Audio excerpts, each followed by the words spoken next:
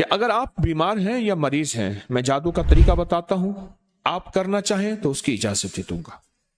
ایک، اگر آپ بیمار ہیں، آپ مریض ہیں، آپ دکھوں میں، آپ تکلیفوں میں مبتلا ہیں، اور آپ چاہتے ہیں کہ یہ دکھ اور تکلیفیں، مسائل اور مشکلات، ناکامیاں اور پریشانیاں حل ہو جائے، تو آپ اپنے جسم کا کوئی حصہ کاٹیں، انگلی کاٹیں، ہاتھ کاٹیں، پاؤں کاٹیں، بنڈلی کاٹیں، ٹانگ کاٹیں، کان کاٹیں، ناک کاٹیں، ہونٹ کاٹیں، جسم کا کوئی حصہ کاٹیں۔ تھوڑے سے حصے کی قربانی دینی ہوگی، باقی سارا جسم بچ جائے گا۔ تھوڑے سے حصے کی قربانی۔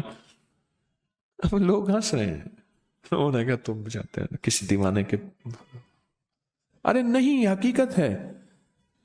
اور تھوڑے سے حصے کی قربانی، باقی جیسے کوئی یہ بیمار ہوتے ہیں، ان کے ہاتھ پاؤں گل جاتے ہیں، ان کو گینگرین فلاں فلاں کہتے ہیں، وہ کہتے ہیں جی یہ حصہ جسم کا کاٹیں گے ورنہ یہ آگے بڑھے گا، یہ بیماری آگے بڑھے گی، پھر وہ کاٹیں گے، وہ ٹھیک ہو جائیں گے۔ ایسے لوگ کرتے تھے، لیکن جب تاریخ اور انسانیت آگے بڑھی اور روشنی آگے بڑھی، تو روشنی آگے چلتے چلتے ایک نظر آیا کہ یہ ناخن بھی تو جسم کا حصہ ہے، جسمی کا تو حصہ ہے۔ اچھا، اسی جسم سے نکلتے ہیں، بڑھتے ہیں غیر محسوس طریقے سے، آج تک پتہ نہیں ہے کہ ناخن بڑھ رہا ہے، لیکن بڑھ رہے ہوتے ہیں، یہ بھی تو جسم کا حصہ ہے۔ اس جسم کے حصے کو آپ کس طرح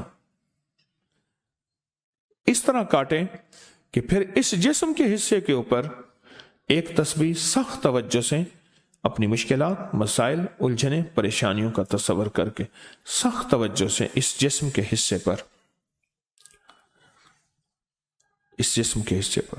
سخت توجہ سے ایک تسبیح پڑھ لیں، اِنَّ لِلَّهِ وَإِنَّ إِلَيْهِ رَاجِعُونَ۔